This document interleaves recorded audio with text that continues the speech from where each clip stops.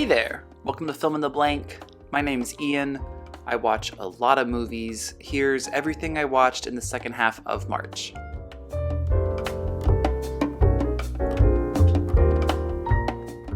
First, I went back to the theater to see Problemista, written and directed by Julio Torres, and I was painfully reminded how much a movie-watching experience in a theater lives or dies by the audience you're seeing it with. I don't know what kind of movie the handful of other people in the theater were expecting to see, but Problemista wasn't it. My fellow audience members were a particularly cold bunch, and I don't think I'm speaking out of turn when I say none of them were real winners in the looks department either. So yeah, my packed, rowdy first screening of Problemista was head and shoulders above this one, but icy uggos aside, I still really enjoyed this.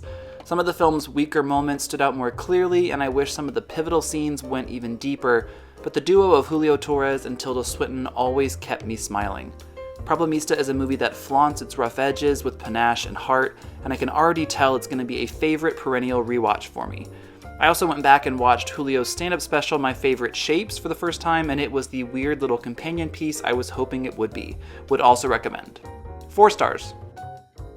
On a flight back to LA, I checked out 1942's 49th Parallel, written by Emmerich Pressburger and directed by Michael Powell. 49th Parallel is the National Lampoon's Vacation of World War II films if you swap out the Griswolds for Nazis and Lindsay Buckingham's Holiday Road for a stern French-Canadian dirge. Answering the question, hey, didn't Canada fight in World War II? 49th Parallel follows a crotchety group of Nazi soldiers marooned in the Canadian wilderness as they struggle to survive the elements, fit into their surroundings, and sneak their way down towards neutrality over the US border. It's a pretty interesting twist on a thriller that shadows the villains from start to finish and uses different Canadian communities the Nazis passed through as stark contrast to their racist and inhumane views. There's some solid editing from a young David Lean and excellent direction from Michael Powell that keeps the Canadian landscape and people at the forefront of a story oozing with Nazis.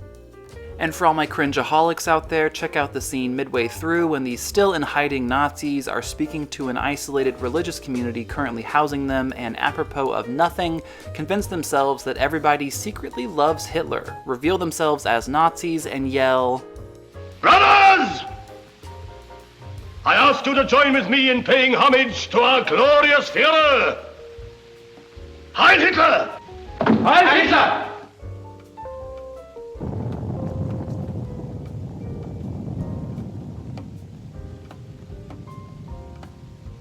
You'd think people claiming they're the master race would be able to read a fucking room. Yikes. 4 stars.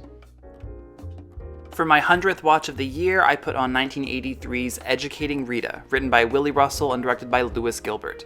Long before she was Mrs. Weasley or bopping along to Mamma Mia, Julie Walters earned her first of so far 2 Oscar noms as Rita, a working-class hairdresser yearning for a deeper, more academic life. When she enlists the guidance of an alcoholic professor struggling with his own dissatisfactions, Rita's world turns upside down in more ways than she expected. I comment on actors' film debuts pretty often, but I have never been quite as blown away as I was watching Julie Walters make her film debut playing this funny, relatable, layered character that seems like it was singularly written for her. Everything from her physicality, to her line deliveries, to her innate sense of grounded comedy feels pitch perfect for a role that has so much to offer both on the page and off. One of my favorite moments early on involves Julie telling off Michael Caine, storming off in a triumphant strut, only to realize she meant to go the other way. Going the wrong way? Beyond Julie's performance, the film is fairly simple in its storytelling, even in spite of the film pushing more of the narrative out into the world compared to the one-room set of the source material play. One major plus I do want to highlight is the decision to stay away from adding romance to the relationship between Rita and her professor. Too many films inject romance steroids into otherwise healthy scripts when the absence of romantic love between leads can give way to far more interesting and complex relationships. 3.5 stars. From a stellar acting debut to an astounding directorial debut, 2001's Sexy Beast, written by Louis Mellis and David Sinto and directed by Jonathan Glazer. I'm ashamed to say I had never seen a Jonathan Glazer film before last year's jaw-dropping Zone of Interest. So this year I'm setting out to watch the rest of his filmography, starting with this, his first, about a retired criminal living his dream life in the south of Spain when a volatile character from his past reappears and pressures him to return to his old life. If I tried, I couldn't point out a flaw with this movie. The direction feels fresh and invigorating, especially for a genre that hadn't found its footing in the 21st century yet. The script is the true beast of the film, leaving anxiously crisp dialogue dripping with subtext, together with some of the wildest, most character-specific lines I can fathom. The sheer number of questions characters throw out as answers to other questions, the jazzy staccato rhythm to conversations, the confidence to keep what could be a larger story contained in a suffocatingly simple setup. It's all here and more. And I'd be remiss if I didn't mention the two powerhouse performances from Ray Winstone as our coolly panicking protagonist and Ben Kingsley as the sociopath who's just as curious about what fuckery he's going to explode with next as you are. Jim Broadbent seems like a nice guy, but his 2001 supporting actor Oscar will always and forever be Sir Ben's. 5 stars. Up next, the remake everyone was ripping their own throats out waiting to see, Roadhouse, written by Anthony Bagarazzi and Chuck Mondry and directed by Doug Liman. This hovers around the watchably fine territory for most of the runtime, with the real lowlights being the dialogue that feels ripped from bad PS2 cutscenes and the swoopiest, loopiest camera work in the game right now. Doug Liman got himself a military-grade gimbal and he rode it hard and put it away sopping wet, which can't be good for the gimbal. But hey, when you're doing the important work of photographing a film this mid, there will be some casualties. 2 stars. I washed the taste of Roadhouse out of my mouth with 1953's Gentlemen Prefer Blondes, written by Charles Lederer and directed by Howard Hawks. If not for Sexy Beast, Gentlemen Prefer Blondes would have been this month's most complete package of a film, from a crackerjack concept and eye-popping musical numbers to a clever script and unparalleled chemistry between the two dynamo leads Marilyn Monroe and Jane Russell. I only have a couple Marilyn performances yet to see, but this feels like her most honed, most Marilyn performance you're liable to find. She's funny and endearing and sexy and knows how to make the smaller moments feel just as engrossing as her grand musical numbers. It's an impressive performance that would be the best in the film if not for Jane Russell, who has the hardest task I can imagine as an actor, starring alongside Marilyn fucking Monroe and not being outshined. Jane makes this film feel just as much hers as it is Marilyn's by delivering on her own brand of humor, confidence, and allure. And as iconic as Marilyn's trademark Diamonds Are a Girl's Best Friend number is, I think the film's best musical number has got to be the one with the men's Olympic gymnastics team working out in skin color short shorts all around and admiring Jane Russell. Hold your diamonds, I'll have what Jane's having. 4.5 stars. From Marilyn Monroe to Scarolyn Munn Ghost, Ghostbusters Frozen Empire, written by Gil Keenan and Jason Reitman and directed by Gil Keenan. At the dawn of today's remake, reboot, spin-off, shared universe style of movie making, I would have put good money on the inevitable Ghostbusters updates being some of the most enjoyable, fulfilling cash grabs. And I would have lost some good money, because while I liked this marginally better than Ghostbusters Afterlife, I really don't think either film justifies its own existence. The ratio of fan service to original quality filmmaking is way off, so the end result just kinda lies there not sure what it's supposed to be doing. The most successful parts of this that drifted into entertaining filmmaking were the scarier parts, where director Gil Keenan really tried to put the fear back into a world teeming with ghosts. I could have seen way more of that genuinely spooky filmmaking instead of trying to cram so many frivolous characters into the story. When your montage of Ghostbusters putting on their gear reaches double digits, you've gone too far. So I'm gonna update an old Coco Chanel rule to, before you make a Ghostbusters film, take one Ghostbuster out of your movie. You're welcome. 2.5 stars. Next, one of the more disappointing watches of the month, 1964's The Night of the Iguana, written by John Huston and Anthony Vaylor and directed by John Huston. This disappointed not because it's especially bad, but because of how flaccid the supposedly spicy story feels. Adapted from one of Tennessee Williams' weaker plays, this takes a while to get going, settling into a slow, whiny rhythm that makes even the more likable characters grating. The stronger scene work in the last third was nice to see, especially as it finally gave Deborah Carr and Ava Gardner some meaty scenes to go hog wild in, but mostly the film seems hyper-focused on demonizing women, be they prudes, sluts, or anywhere in between. And I'm not sure what big iguana meat lobbyists weaseled their way into production, but this movie seems eager to convince you that eating iguanas is super chill and normal and everyone should really be doing it. It's gonna be a yuck from me, dog. 2.5 stars. Then I watched 1949's The Third Man, written by Graham Greene and directed by Carol Reed. This was another I'd seen the main sequences from in film school, including the famous chase through the sewers of Vienna that will always be glistening, shadowy perfection, but I hadn't seen much beyond that. I can definitely see why this is offered up as one of the poster children for film noir, but in many ways this also felt like a representation of an inverted noir, with more justice and clarity coming the twistier the story gets. To me, The Third Man functions like a litmus test for the decade of noir films that came before, highlighting the classic elements that had crystallized more formally as the genre's true calling cards, while also showing how the genre could already start to be turned on its head to reinvent itself.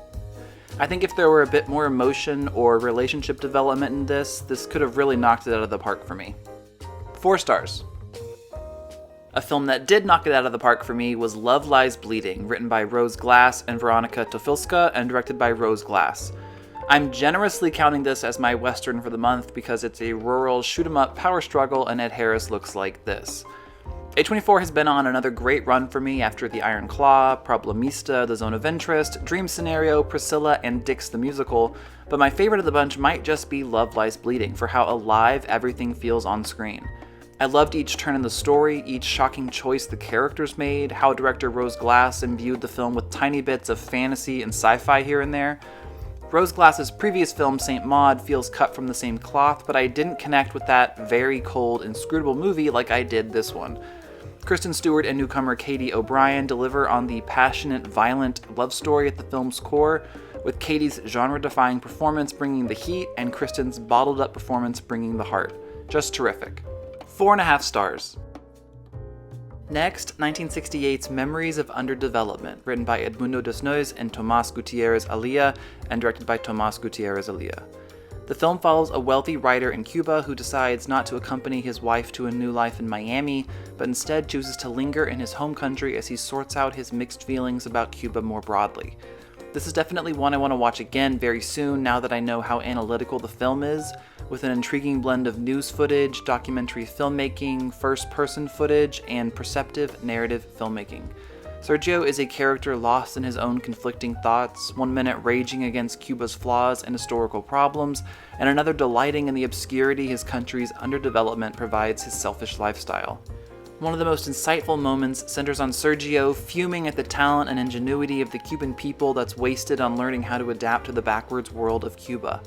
That rage is hiding a nugget of hope at its core that seems to operate as a dark horse thesis for the film as a whole. But needless to say, Memories of Underdevelopment has a lot to say, and I'll be listening even harder on a rewatch. 4 stars. Next up, first-time female director, written and directed by Chelsea Peretti. Easily the worst thing I've seen so far this year. On paper, I can see why Chelsea Peretti would want to make a movie like this, but I can also press my face against the snowy windows of time and see the version of my life where I never saw this, and I look so happy, you guys. I'm all warm and cuddled by the fire, not a care in the world. Go live for the both of us, King. 1 star. Giving first-time female directors some competition for Worst Watch of the Year is 1980's Xanadu, written by Richard Christian Danis and Mark Reed Rubel and directed by Robert Greenwald. I can't wrap my head around the sheer volume of quaaludes the writers must have done when they, I want to say wrote this film? No, that's not right. Smushed this film together? Better. A few minutes in, I could already sense something was majorly off with this, and it turns out what I was sensing was a lack of plot, characters, stakes, or basic human interactions. And that's particularly impressive when half of your runtime is occupied with songs anyway, so Xanadu couldn't even come up with the bare-bones elements of storytelling and filmmaking to fill half a movie.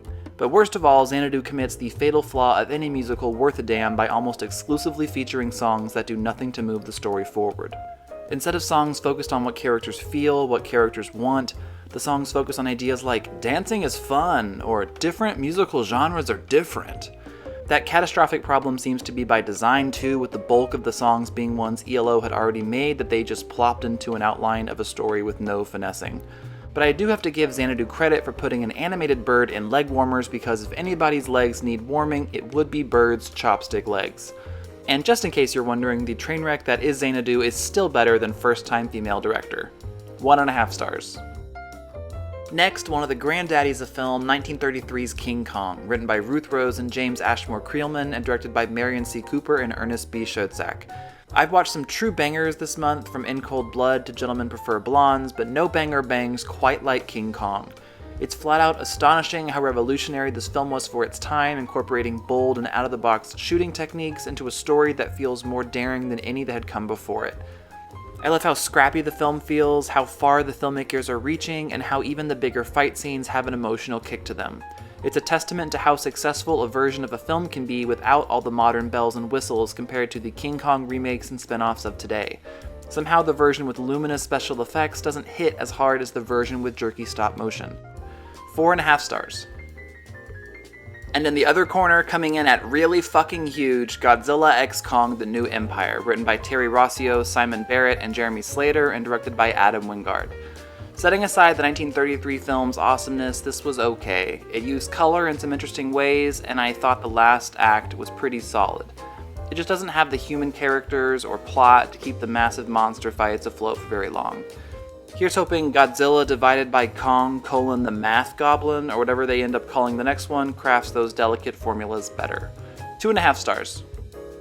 Let me know in the comments, what are your thoughts on these movies? Any others I should check out? What do you see when you press your face to the snowy windows of time? Also stay tuned for other great commentary videos, reviews, video essays, and more. You can check me out on Letterboxd at Cineramadome24 or on Instagram at filmintheblank. I appreciate you liking and subscribing. See you next time.